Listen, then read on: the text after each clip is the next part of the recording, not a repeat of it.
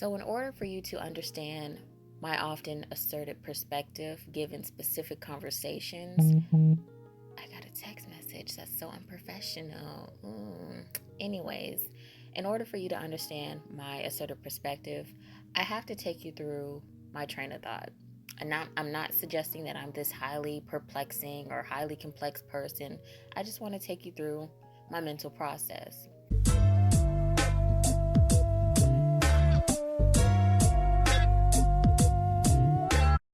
So, within the tenets of biology, furthermore discussing sexual reproduction, when a male and female come together and they have sex and create a child, this is also translated genetically as a woman given 50% of her genomes, as well as the father or man giving 50% of his genomes to this newborn child. So 50% of that child is their mother, and 50% of that child is also their father, yet 100% of who they are is themselves. So with this biological assessment of sexual reproduction at which a male and female sexually reproduce an offspring, this too made me dissect the word reproduction. Re as the prefix means back and or again. Production as the root means to manufacture and or to make. So to reproduce or reproduction definitively means to make something again. So with this definitive acknowledgement, it too made me critically assess the transference of energy. This philosophy that energy is neither created nor destroyed, yet rather transferred from one entity to the next. It rather takes on a new form than being recreated. It's recycled, it's reused. And that is kind of resembled or rather demonstrated within sexual reproduction.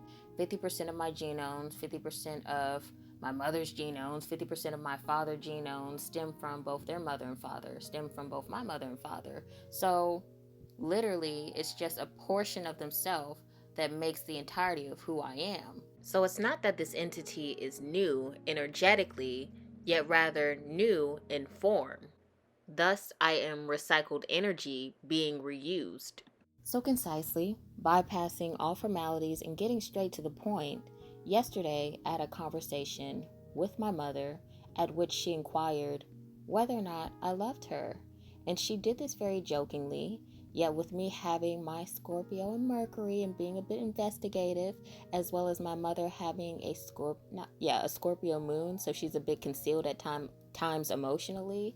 I inquired further. I was like, what do you mean? Because you're nodding your head yes, but you want to say no. You're asking me, do you love me? But you really want to know, you know what I mean? So I inquired further because I knew that this was a blatant answer, although subtly spoken. And yeah, she just wanted to be affirmed of my love. She wanted to know how much I loved her. She wanted to know if I loved her, what I loved about her.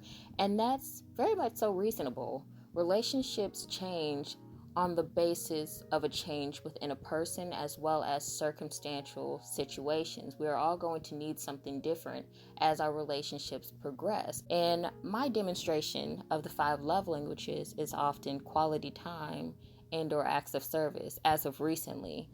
Maybe when I was younger, I was more of a physical touch. Let me hug you, let me kiss you, let me be around you, mommy.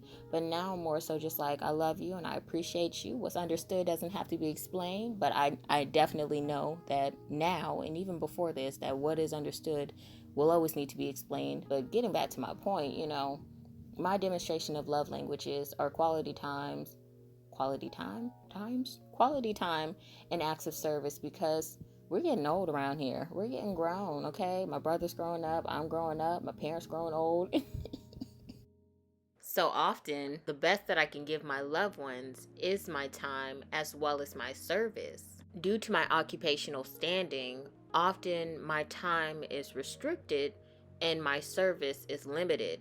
So I often give quality time and I demonstrate my love through acts of service because that's me giving something that is valuable to the people that I value. So although I may demonstrate my love through quality time and or acts of service, This is not to suggest that I do not affirm my loved ones. I attest the value that they are to life, as well as acknowledging the attribution they are within my life.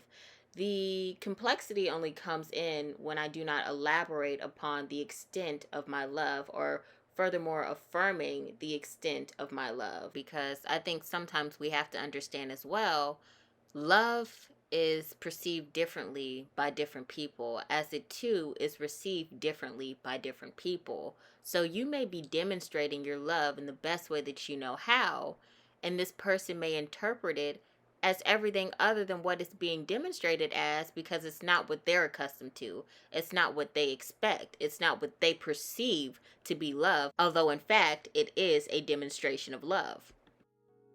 So, to conclude my story, I told my mother that I love her, because I do, in fact, love my mother.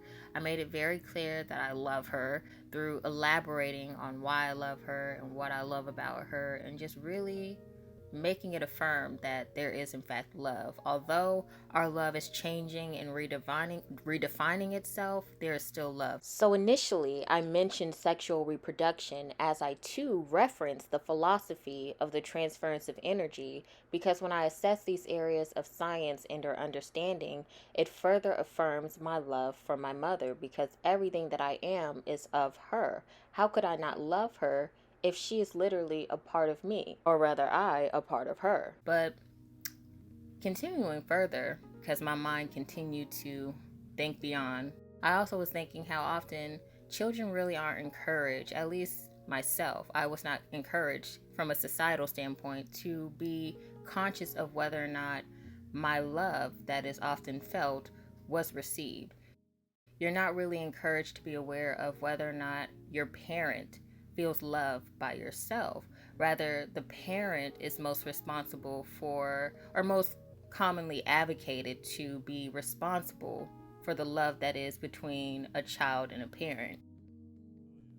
And to add to this commentary, very briefly, I just wanted to share with you all another part of our conversation where essentially it was a moment of reflection. I do this myself as well as my mother, and I find that I do this more significantly now because I am 21, the same age that she was when she had me. And within our conversation, she was just reflecting on being my age and just the progression of her life.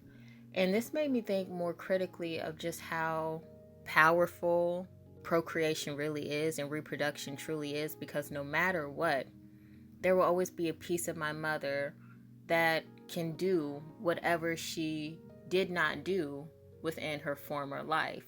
As her child, I'm expected to succeed her in life.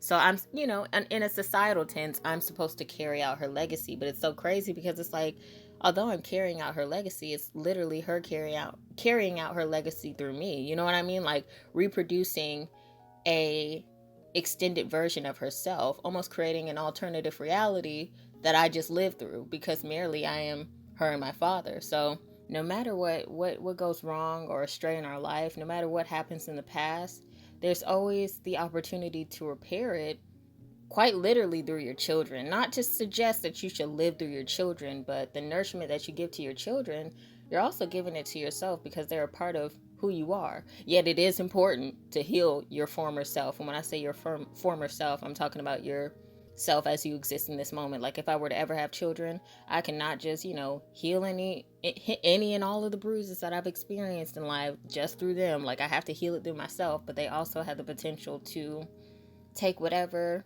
I place within them and transmute it further to either the benefit and or the detriment of themselves. It's like literally being given a second chance at life. It's crazy. So in a roundabout way, I don't have to love my mother to love my mother, because I love myself.